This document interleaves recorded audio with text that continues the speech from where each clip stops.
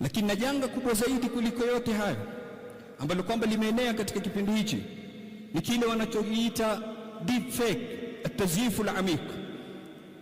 Makati mingi ama clips nyingi ambazo kwamba tunaziona katika mitandao ya kijamii nyingi zimetengenezwa na AI.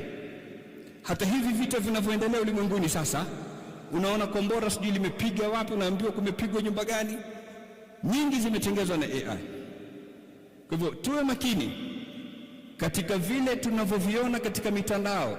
Imetumwa sijui video katika group ya WhatsApp, kuna mtu ameshare katika sijui Facebook amepost. Kuwa makini, usiyachukue mazima. Injaakum fasikum binaba'in fatabayanu. Kwa nini tutahadharishana na mambo haya? Kwa sababu kuna watu wengi wamepigana vita na wengine, kuna watu wengi wamevunja majumba yao, kuna watu wengi wamekata kizazi, kuna watu wengi wamesababisha mashakil katika jamii kwa kusadikisha yale ambayo kwamba wanayaona katika mitandao ama zile clips ambazo kwamba wanatumiwa, na masaibu yake ni mingi sana.